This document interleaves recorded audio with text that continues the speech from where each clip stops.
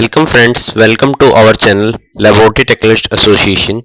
आज की हमारी वीडियो का टॉपिक है एमसीक्यू ऑन माइक्रोबायोलॉजी। हमारा फर्स्ट क्वेश्चन है, organisms which are not harmful for their host is known as. ऐसे ऑर्गेनिजम्स जो होस्ट के लिए, जिसके अंदर वो रहते हैं, उसके लिए हार्मफुल नहीं होते, उनको क्या कहा जाता है। हमारे पास चार ऑप्शन है। Option A is common cells, option B is vectors, option C is pathogenic and option D is carriers. तो हमारा राइट आंसर है कॉमन सेल्स। कॉमन सेल्स वो ऑर्गेनिज्म होते हैं जो कि हमारी नॉर्मल बॉडी में रहते हैं, हमारे गट में, हमारे माउथ में बहुत सारे मैकेनिज्म्स रहते हैं जो हमें इन्फेक्ट नहीं करते हैं।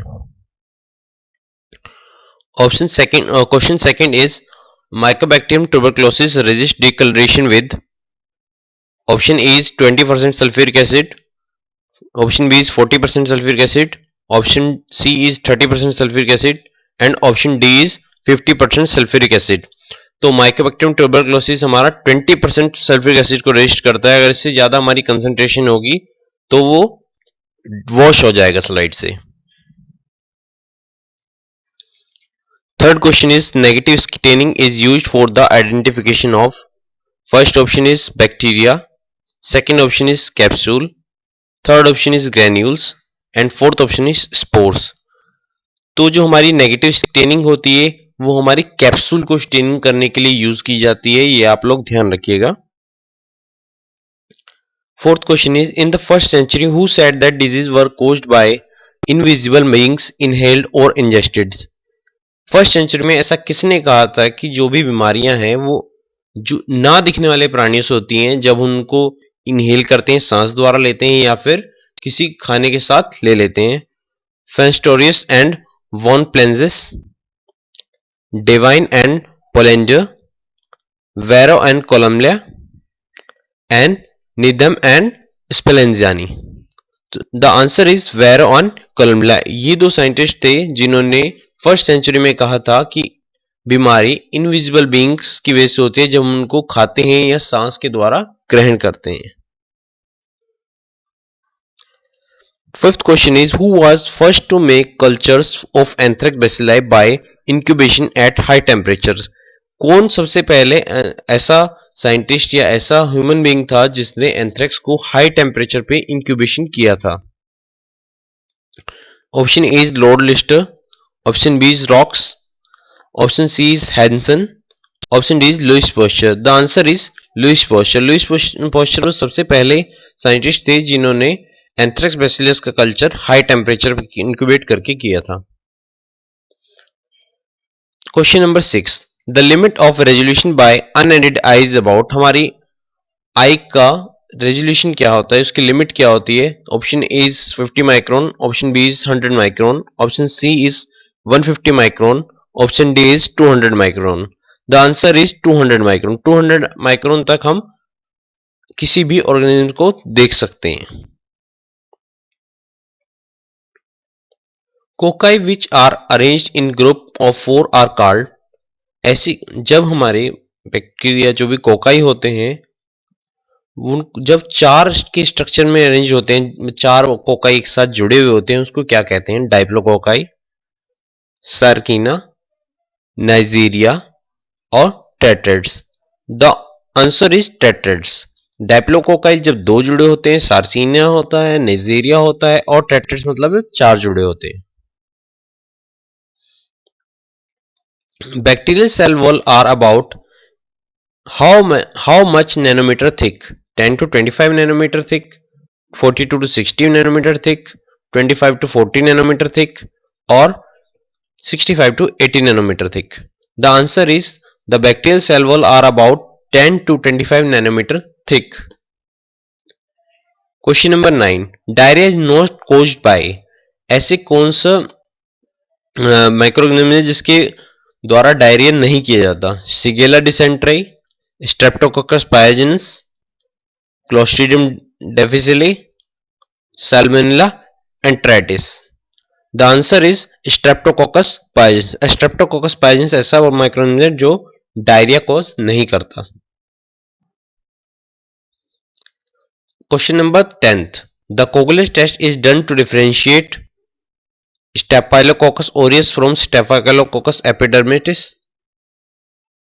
Staphyloepidermidis from Neisseria meningitis, Staphylococcus pyogenes from Enterococcus faecalis, Staphylococcus pyogenes from Staphylococcus aureus. The answer is Staphylococcus aureus from Staphylococcus epidermis.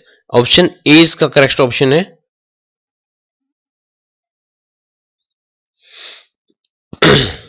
The fine hair-like structure appendages on the gram-negative bacilli is known as. जो fine hair like structure होते हैं gram negative के appendage पे उनको क्या कहते हैं? Flagella, फिम्ब्राई, cilia या फिर spores. The answer is fimbriae. जो भी हेयर लाइक स्ट्रक्चर होते हैं ग्राम नेगेटिव बैक्टीरियाज पे, बैक्सीलाइज पे, उनको हम फिम्ब्राई बोलते हैं. The association of, question number 12 पे आ गए हैं. The association of endotoxin in gram negative bacteria is due to the presence of. जो ग्राम नेगेटिव बैक्टीरिया के अंदर टॉक्सिन्स प्रोड्यूस होते हैं, जो सेल के अंदर टॉक्सिसिटी प्रोवाइड करते हैं, उसको क्या कहते हैं? वो कौन से होते हैं, किसकी प्रेजेंस की वजह से होते हैं? A is steroids, B answer is peptidoglycan, C is lipopolysaccharide and D is polypeptide. So the correct answer is lipopolysaccharide. Lipopolysaccharide ऐसे केमिकल कंपाउंड है जिसकी वजह से Gram negative bacteria endotoxin produce करता है. Question number 13 is spores are destroyed by autoclaving at 121 degrees Celsius for how many minutes? Option is 10 minutes. Option B is 15 minutes. Option C is 20 minutes. Option D is 30 minutes. So the minimum time for clearing spores at 121 degrees Celsius is 15 minutes.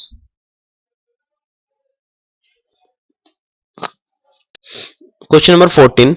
A special type of pili is known as. जिस special type की pili होती है उसको क्या कहते हैं? A fimbriae, B is UI, C is sex pili and D is cilia. The answer is sex पिलाई.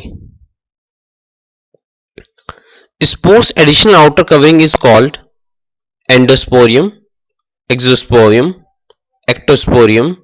D option is capsule. तो हम आउटर लेयर को, एडिशनल लेयर जो कवरिंग होती है स्पोर्स के ऊपर की, उसको हम एक्सोस्पोरियम कहते हैं. Question number 16. In which stain spores are appear as unstained areas? ऐसी कौन सी स्टेन है जिसमें स्पोर्स अनस्टेन्ड एरिया को भी दिखाते हैं? Acid fast stain, negative stain, Albert stain, haematoxylin stain. Answer is negative stain. ये क्वेश्चन पहले भी मैंने बताया था और अब ये थोड़ा ट्विस्ट करके 16 नंबर पे आया है. So question number 17. Membrane of which generation of bacteria have the ability to form highly resistant resting stage called spores? कौन से बैक्टीरिया के मेम्ब्रेन में एबिलिटी होती है हाई स्टेज पे रेजिस्ट करने की और स्पोर फॉर्मेशन की? Option A is cocci, option B is vibrio, option C is bacillus, option D is mycoplasma. The answer is bacillus. Bacilli high resisting spores बना पाता है. Question number 18. The time required for a bacterium to give rise to two daughter cells under optimum condition is known as generation time, growth time, incubation time और none. The answer is generation time. Bacteria को एक से दो में बदलने में जो जब उसकी कंडीशंस नॉर्मल हो, उसके डॉटर सेल्स में कंडीशन राइज करने की नॉर्मल हो, तो उस टाइम को क्या कहते हैं? उसे बोलते हैं generation time. Spores which are produce inside the bacterial cell is known as. ऐसे स्पोर्स जो बैक्टीरिया की सेल के अंदर बने उनको क्या कहते हैं? एक्सोस्पोर्स, एंडोस्पोर, एक्टोस्पोर्स या फिर कुछ भी नहीं कहते. इसका आंसर है endospores. Question number 20. The population doubling time of coliform bacilli is about. coliform bacteria की बैसिलाई की पॉपुलेशन डबल जब एक टाइम में हो जाए उस टाइम का पीरियड क्या है? 5 मिनट्स, 10 मिनट्स, 15 मिनट्स और 20 मिनट्स. इसका आंसर है 20 मिनट्स। 20 मिनट्स में कॉलिफॉर्म बेसिलस अपनी पॉपुलेशन को डबल कर लेता है। Thank you guys, thanks for watching this video. Please like, share and subscribe our channel.